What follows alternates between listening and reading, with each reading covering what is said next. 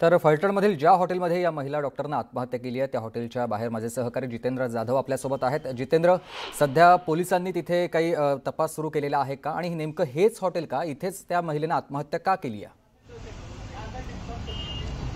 अगदी खरं तुम्ही आपण बघितलं की माझ्या पाठीमागे जे आपण बघतोय की ही हॉटेल आणि वरती आपण बघतोय की हॉटेल मधुदीप आहे आणि याच हॉटेल मधुदीप मधील तिसऱ्या मजल्यावरील 114 नंबरच्या रूम मध्ये या संपदा मुंडेंनी आत्महत्या केलेली आहे। विशेष म्हणजे संपदा मुंडेंनी यापूर्वी डीवायएसपी यांना देखील पत्राद्वारे कळवलं होते।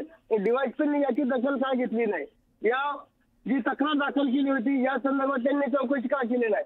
आणि असं असताना आता डीवायएसपी असतील किंवा येथील ते असतील किंवा एपीएसआय जे आपण बघितलं की गोपाल बदने यांच्यावर आरोप केला आहे, पोलीस कर्मचाऱ्यावर आरोप केलेला आहे। आता या संदर्भात या ठिकाणी सातारचे पोलीस दाखल झालेले आहेत, ते संपूर्ण रूमची ते तपासणी करत आहेत।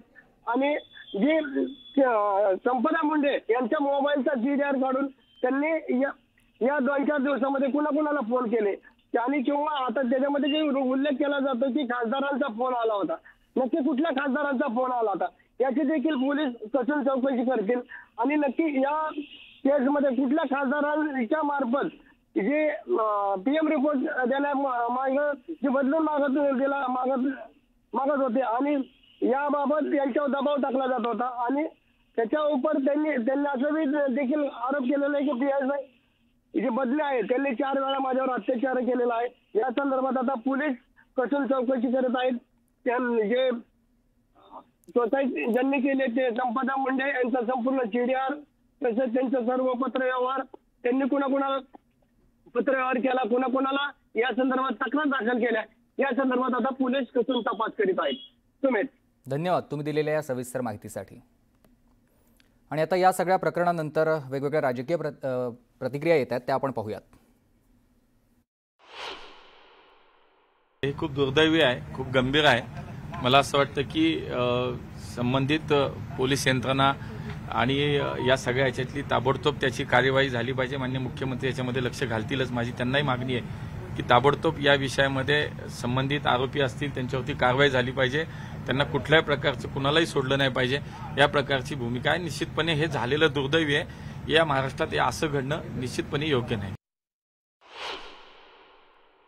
कारण का जी आत्महत्या केलेली डॉक्टर महिला आहे तिने हातावर लिहिलेलं आहे।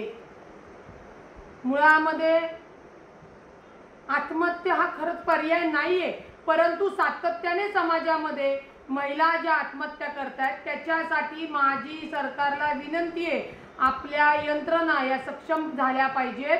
त्यांना महिला सुरक्षा असेल, महिला सक्षमीकरण असेल, महिला मनोधैर्य वाढण्याचं काम होणं गरजेचं आहे।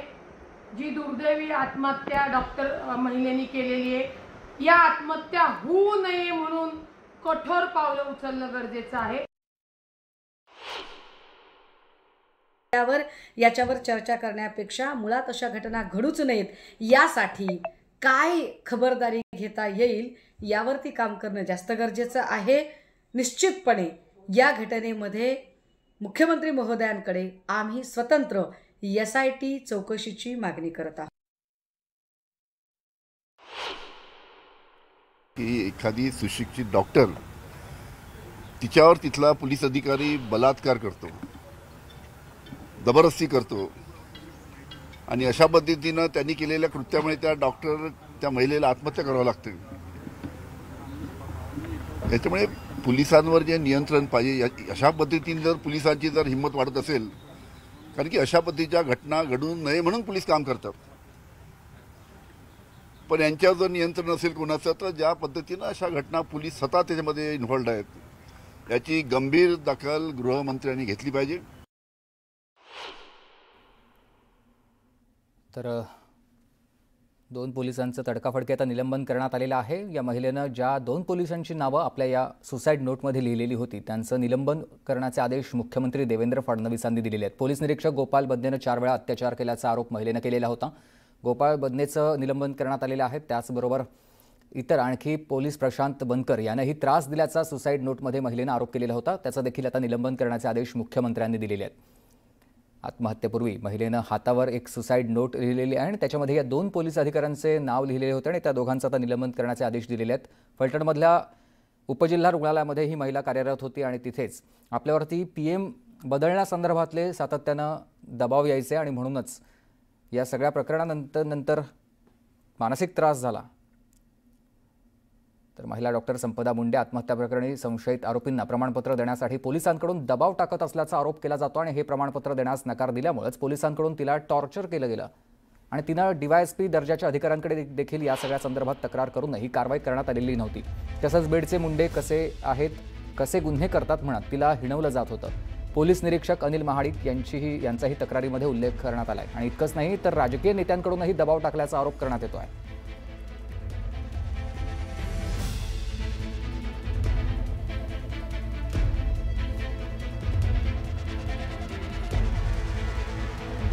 दरम्यान नातेवाईकांनी काय आरोप केलेले आहेत ते ग्राफिक्सच्या माध्यमातून आपण बघूयात. शवविच्छेदन अहवालामध्ये बदलासाठी नेते आणि पोलिसांचा दबाव महिला डॉक्टरवर असायचा. PIनं बन्नेनं तसंच प्रशांत बनकर याच्याकडून देखील महिलेवरती दबाव असायचा. तपासणी न करता फिटनेस सर्टिफिकेटची मागणी केली जायची.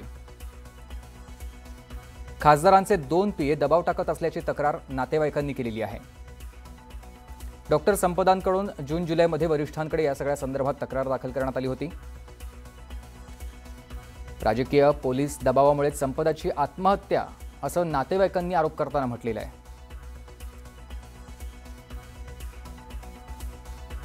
तर डॉक्टर संपदा यांच्या नातेवाईकांनी केलेले आपण आरोप बघतोय. अत्यंत गंभीर असे आरोप आहेत. या सगळ्या प्रकरणावरती तात्काळ कारवाई होणं अत्यंत गरजेचं आहे. तशी मागणी नातेवाईकांकडून केली जाते. तर शवविच्छेदन अहवालामध्ये सातत्यानं बदल करण्यासंदर्भात सांगितलं जायचं, त्या सगळ्या संदर्भात दबाव टाकला जायचा आणि म्हणूनच आपण आत्महत्या करत असल्याचं महिलेनं म्हटलंय. महिलेनं आपल्या हातावर ही नोट लिहिलेली आहे आणि त्यानंतर हॉटेलमध्ये जात या महिलेनं तिथे आत्महत्या केलेली आहे. या सगळ्या प्रकरणावर आता मुख्यमंत्री देवेंद्र फडणवीस यांनी ज्या 2 पोलीस अधिकाऱ्यांचं नाव महिलेनं आपल्या हातावर लिहिलेलं होतं त्यांचं निलंबन करण्याचे आदेश दिलेले आहेत. तर संबंधित पोलिसांचं केवळ निलंबन नकोय तर त्यांच्यावर कठोर कारवाई केली जायला हवी अशी मागणी या सगळ्या नातेवाईकांकडून केली जाते. PSI गोपाल बन्ने त्याचबरोबर इतर पोलीस कर्मचारी या दोघांना केवळ अटक करू नये किंवा त्यांच्यावरती निलंबनाचीच कारवाई नको आहे तर त्यांच्यावरती कठोर कारवाई व्हायला हवी आहे अशी मागणी आता केली जाते. तर दुसऱ्या बाजूला पोलिसांनीच जर हे असं कृत्य केलं तर मग जनतेनं कोणाकडे जायचं असा सवाल आता विरोधकांकडून केला जातो आहे.